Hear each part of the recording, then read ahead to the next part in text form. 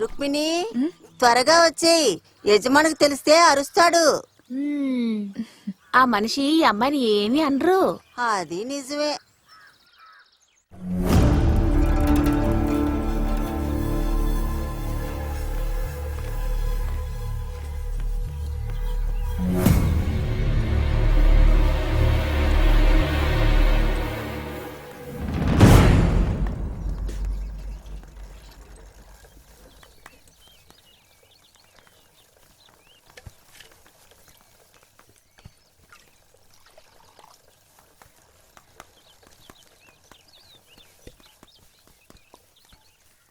రుక్మిణి అయ్యగారు ఆఫీస్కి రమ్మంటున్నారు.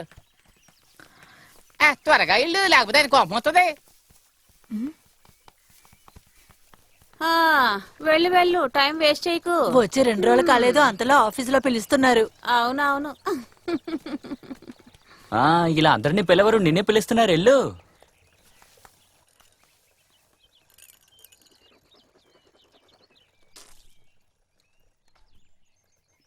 అయ్యగారు ఆమె వస్తుంది. మీకు పని జరిగితే చాలు.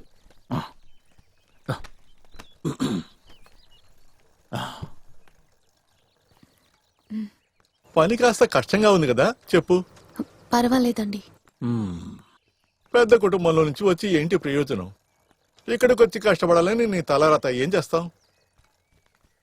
నువ్వు కార్తీక్తో పాటు పారిపోయి వచ్చినప్పుడు ఇంట్లోంచి నగన్నట్రా తీసుకురావాల్సింది. చా, మోటు వాడికి మొగలు పువ్వు దొరికినట్టు అయింది. నువ్వింకే కష్టపడాల్సిన అవసరమే లేదు. ఏవో చిన్న చిన్న పనులు అవి ఇవి చేస్తే చాలు. అందుకని నీ జీతం తగ్గించంలే, నేనే కదా ఇచ్చేది. నేను వెళ్తాను. ఎందుకంత తొందర? కూలీనే కదా, వారం చివరిలో ఇస్తా. ఇదిగో ఇప్పటికి ఇది ఉంచుకో, ఖర్చులకు డబ్బులు కావాలిగా. నాకు అక్కర్లేదండి.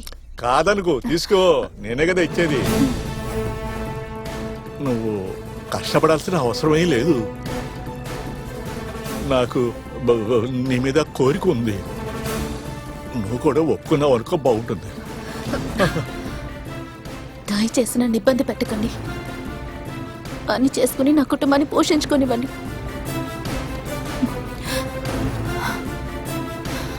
ఆగు, నేను చెప్పేది.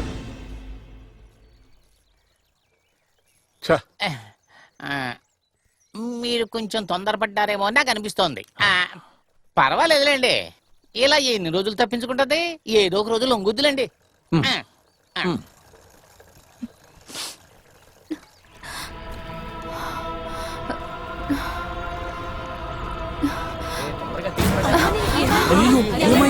ఎవరైనా వెళ్ళి నీళ్ళు తెస్తారా?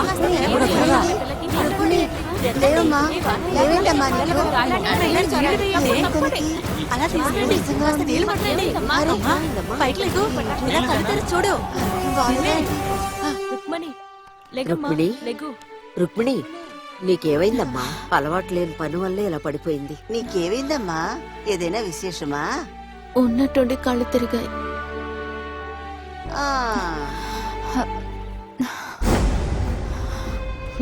నాకే సమస్య లేదు. హాస్పిటల్కి వెళ్ళాలంటే అయ్యగారితో చెప్పాలి. మీకంతా వేరే పనే లేదా? ఇది వేరే విషయమే, భయపడ్డానికి ఏమీ లేదు. ఇది అలాంటి విషయం. వెళ్ళిన వాడు వెళ్ళేటప్పుడు ఇచ్చేసి వెళ్ళాడా? ఓ, అది సరే, అందుకనే కళ్ళు తిరిగాయా? తిన్న చూడగానే నాకు అప్పుడే అనిపించింది. మొగుడుతో గొడవ పడినా కూడా దీనికి ఏం తక్కువ లేదనుకుంటాను. ఏంటి మీరందరూ కథలు మాట్లాడుతున్నారు? వెళ్ళి పని చూసుకోండి. వెళ్ళండి వెళ్ళండి.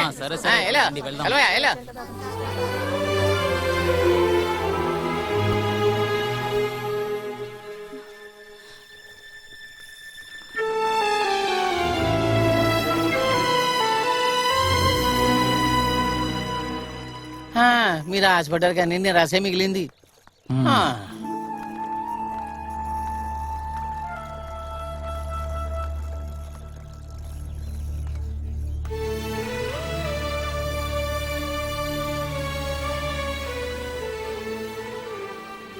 అంతా దేవుడిచ్చిందే, దేనికైనా అదృష్టం ఉండాలి. అయినా సరే వీళ్ళిద్దరిని చూసుకోవడానికే నువ్వు చాలా కష్టపడుతున్నావు. మళ్ళీ నీకు ఇంకొక బిడ్డ అంటే, అది కూడా ఆడపిల్ల అయితేనా? లేదక్క, ఖచ్చితంగా మగబిడ్డే. వాడే మా కష్టాలన్నిటినీ పోగొడతాడు. నాకు నమ్మకం ఉంది. ఇంకొన్ని రోజులైతే నువ్వెలా పనిలోకి వెళ్తావు చెప్పు? ఇలాంటి పరిస్థితిలో నువ్వు అసలు పని చేయగలవా చెప్పు? ఎంత కష్టపడైనా సరే నా పిల్లల్ని పెంచుకుంటానక్క. అలా అయితే సరే, ఎవరి తోడు లేకపోయినా దేవుడి తోడు ఉంటుంది కదా. చూడు బంగారు, నీకు త్వరలోనే తమ్ముడు వస్తున్నాడు. మీతో అడగడానికి మరొకడన్నమాట. ఇప్పటికే ఆలస్యమైంది, నేను వెళ్తాను. సరే.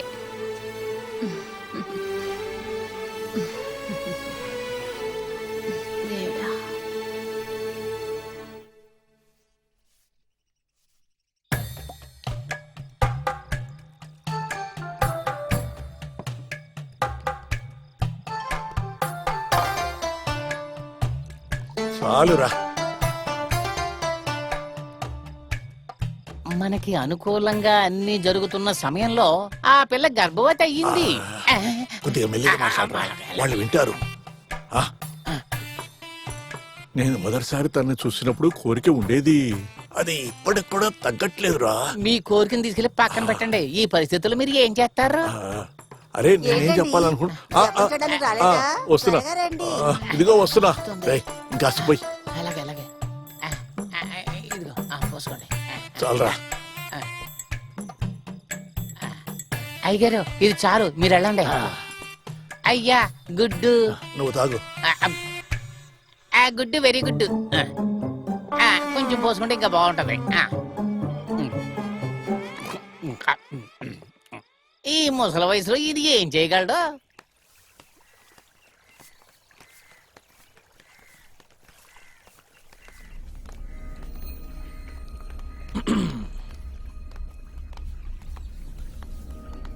నేను చెప్పినట్టుగానే నీకు ప్రాబ్లం మీద ప్రాబ్లం వస్తూనే ఉంది కదా.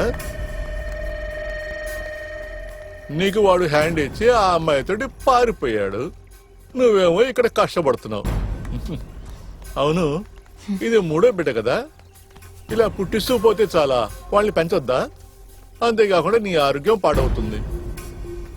చూడు, నీ మంచికే నేను చెప్తున్నాను, మన మధ్య ఈ గొడవద్దు.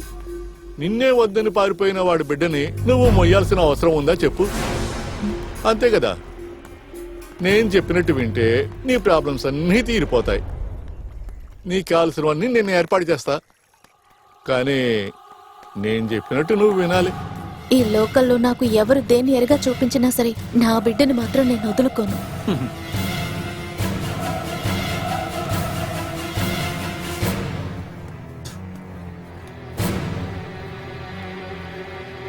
దాసు, ఆ, ఇది దారికి వచ్చేలా లేదు. ఇక మనం ఏం చేస్తాం?